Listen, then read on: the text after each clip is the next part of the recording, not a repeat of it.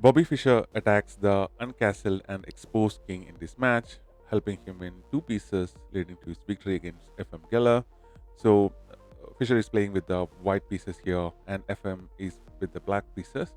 So bishop to b5 and a6 is played hitting this bishop here. This is the royal opus basically here. So bishop drawbacks to a4 and d6 is played, making this the Rylopus Morphy defense or the modern Staines defense variation. So Fischer uses the opportunity to castle on the king side over here, and bishop comes to g4, pinning the knight over here. Pawn push attacks the bishop, and bishop drop backs to h5, keeping the pressure on this knight, keeping this knight pinned here. So pawn push to c3 is played here, allowing you to push d4 here, also allowing you to drop back the bishop in case of this pawn push to b5 here. So q into f6 is played, making Fischer slightly better in this position. The best move was to move the bishop over here. Pawn push to g4, hitting the bishop here, and bishop drop backs to g6, hitting this unprotected pawn. But instead of protecting it, Fischer just play a d4 here, pushing at the pawn here and attacking the pawn structure of this king here. As you can see, black's king side is quite undeveloped, and this king is pretty much exposed here. And with pieces on the queen side, it's a little bit scary to castle on the queen side. So bishop captures the e4 pawn, and knight jumps to d2, attacking the bishop, and the bishop drops back to g6, and bishop captures the knight here, and basically this poses the pawn to recapture, doubling up the pawns here, making castling here uh, no more possible. So pawn captures the e5 pawn here, and pawn captures back, and now knight captures this e5 pawn. Yes, the queen can capture here.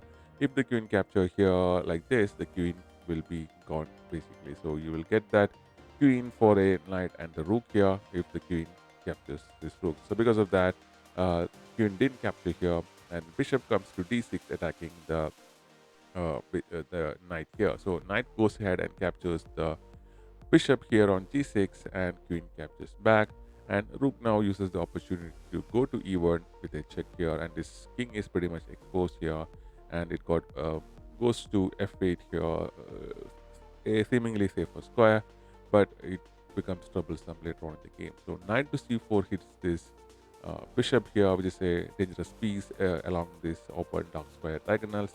So h5 is played, attacking the pawn here, trying to activate the rook and attack the white king. So knight captures the bishop here, and pawn captures back, and bishop now comes to f4 here, attacking the pawn twice because the queen is protecting it and causing checks and checkmate troubles possibly. So pawn push to d5 is played here, which actually was a mistake. The best move was to bring your knight over here, because after queen to b3 here, you have many problems on the board. So h into g4 is a blunder, and is this position Fischer starts is in a winning position, because after q into b7, attacking the rook here, the rook got to move, otherwise it will be captured. So instead, immediately first this pawn is captured with a discovered check by the black queen, and instead of moving the king here, bishop drops to g3 here, and covers the check here. So rook comes to d8 here, and queen b4 plus check seals the game for Fischer here, because this king did not have anywhere else to go here, because after because it's stuck here because of the knight here, it doesn't have another square to go. So after knight covers the check like this, the knight will be captured, and the king will have one square to go to, and this rook will be captured after that.